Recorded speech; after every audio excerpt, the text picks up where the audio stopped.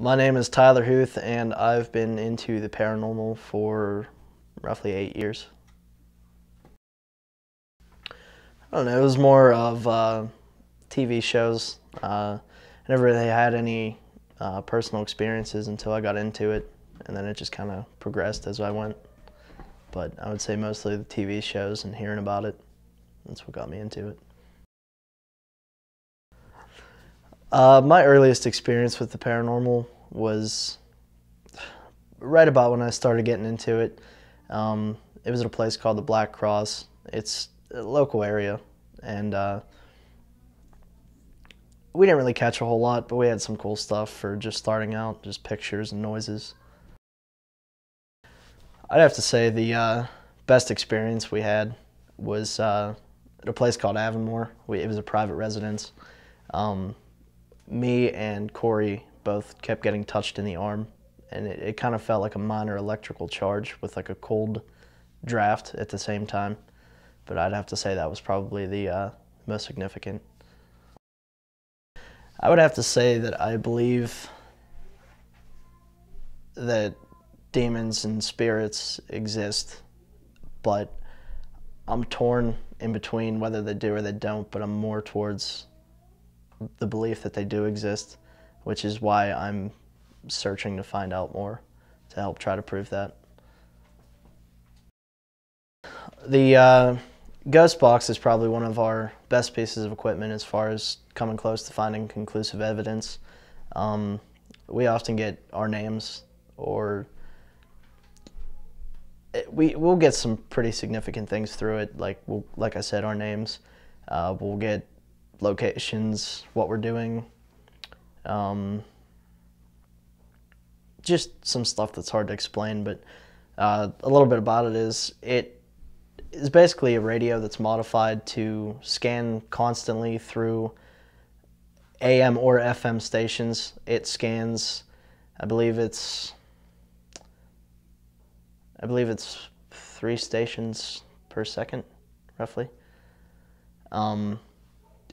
But it just constantly scans, and the radio waves can be picked up by certain spirits, and they can manipulate the radio waves coming through to put certain words through to us, which is some of the stuff that we hear. We have a couple laser grids. We have one that kind of looks like a pen. It's more for if we're doing a walkthrough through the woods or something like that, we can kind of shine it in a spot for maybe a minute or two just to kind of see, and it would project a laser grid in a certain area, and if anything moves in front of that, we would see it almost as a 3D image on the laser grid.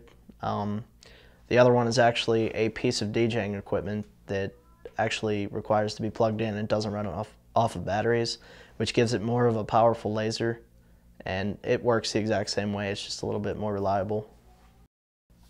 We have a whole different variety of voice recorders. We have the old tape recorders. We have digital voice recorders, which are our best.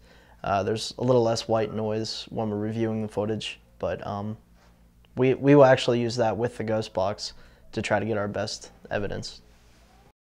We recently, last year, got a DVR system. It's a 4-channel infrared night vision camera system. We have 4 cameras. It's a 500 gigabyte hard drive DVR. What we do is we will pick the 4 hottest spots in the house, and which basically that is where more activity is reported.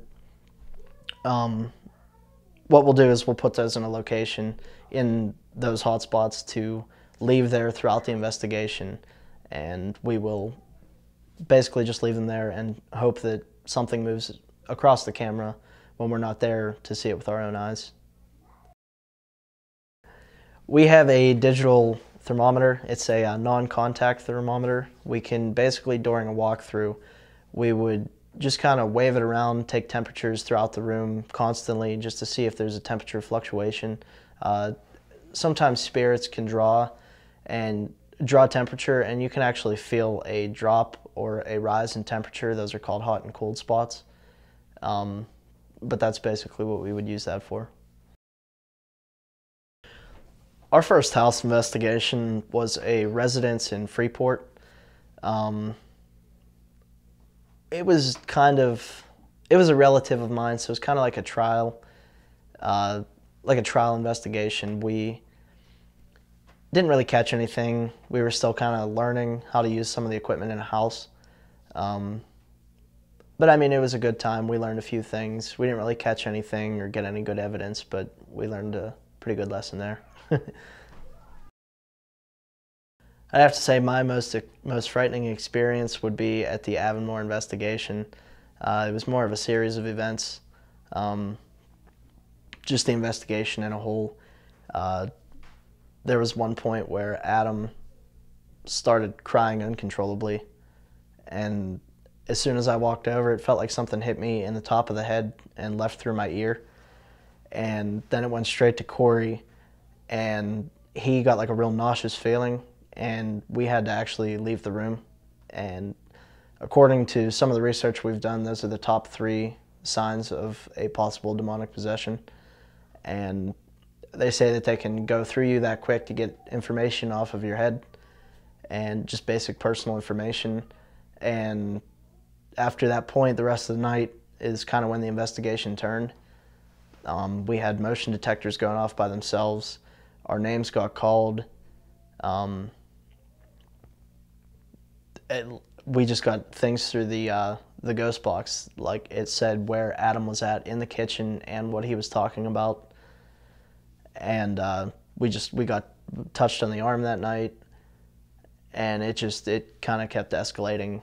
And I just feel like, I don't know if we experienced a minor possession, but I would have to say that was probably the most frightening thing that I've been through during all the investigations we've been on. When I go into an investigation, I do hope to find something just to gather better evidence to help prove to other people that these things do exist.